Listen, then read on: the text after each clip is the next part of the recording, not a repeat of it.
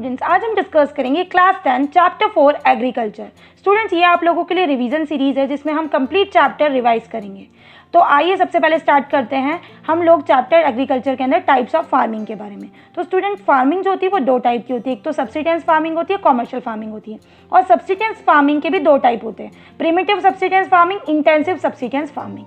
अब ये क्या क्या होती है, आइए हम इसको डीपली समझते हैं। सब्सिस्टेंस फार्मिंग के अंदर agriculture practice on small patches of land, थोड़े ही लैंड में एग्रीकल्चर हो जाता है। Agriculture practice in highly populated areas, intensive subsistence farming के अंदर हाईली पॉपुलेटेड एरिया होता है।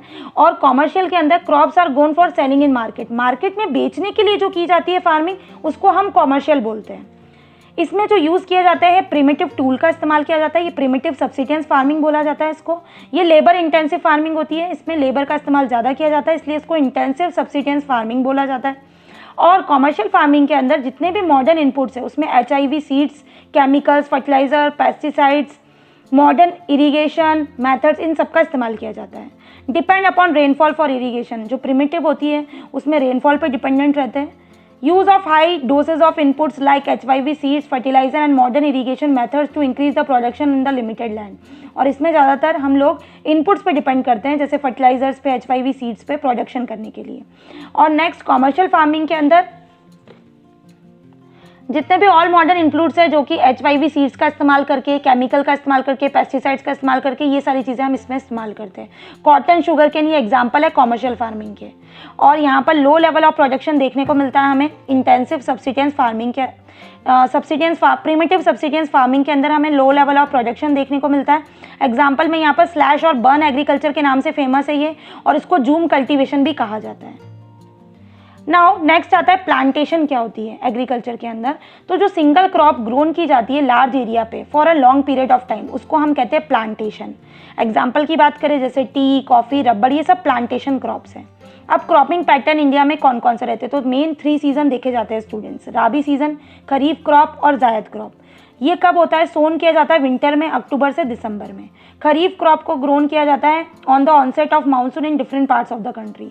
और जायद क्रॉप को सोन किया जाता है राबी और खरीफ सीजन दोनों के बीच में।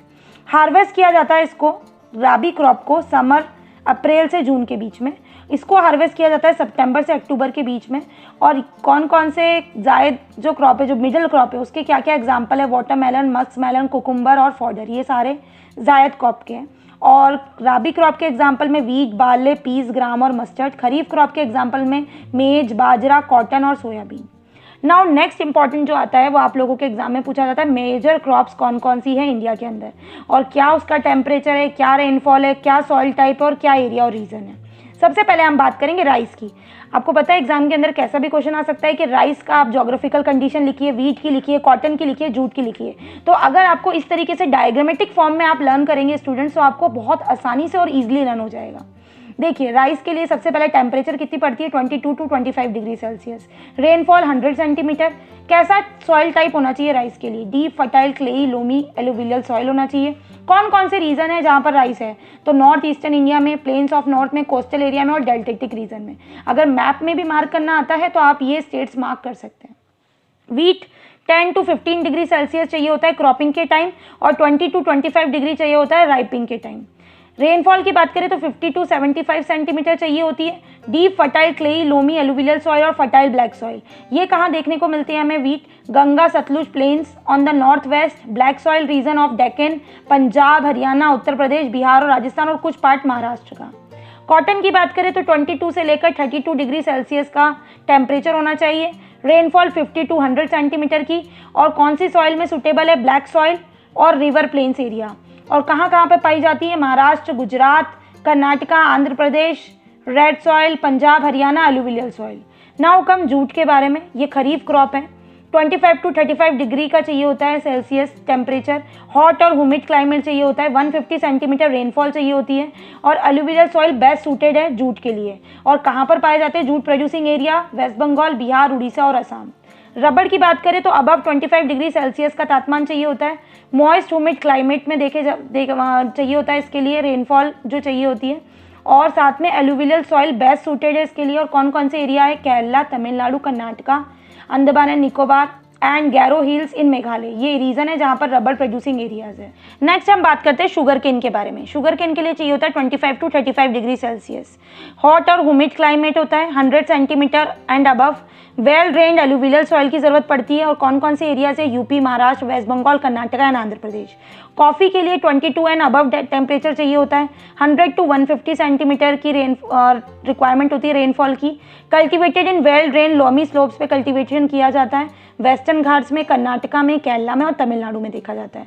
टी का 21 to 32 डिग्री सेंटीग्रेड चाहिए होता है टेम्परेचर, 101 to 150 सेंटीमीटर रेनफॉल होनी चाहिए। Hilly areas well drain soil की रिक्वायरमेंट होती है। और असम, वेस्ट बंगाल और तमिलनाडु ये टी प्रोड्यूसिंग एरियाज हैं। अब हम बात करते हैं नेक्स्ट टॉपिक में, impact of globalisation on Indian agriculture.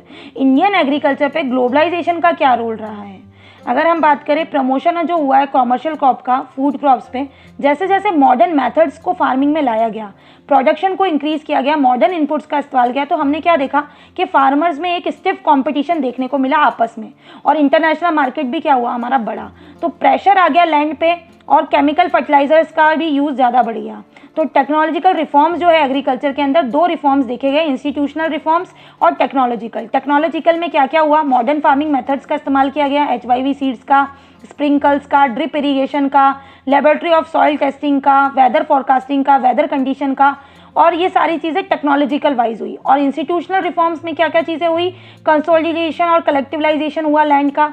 जो जमींदारी सिस्टम पहले चला आ रहा था वो पूरी तरीके से अबॉलिश किया गया। MSP, किसान क्रेडिट कार्ड, क्रॉप इंश्योरेंस, ये सारी स्कीम्स लाई गई ताकि एग्रीकल्चर को बढ़ावा मिल सके। तो ओवरऑल स्टूडेंट्स, एग्रीकल्चर के अंदर जितना क्विक रिवीजन हो सकता था वो मैंने इस वीडियो में कवर कर लिया है। अब आप इस चैप्टर को अच्छे से रिवाइज कर सकते हैं और आप मुझे कमेंट बॉक्स में कमेंट करके बताएं कि आपको ये वीडियो कैसी लगी।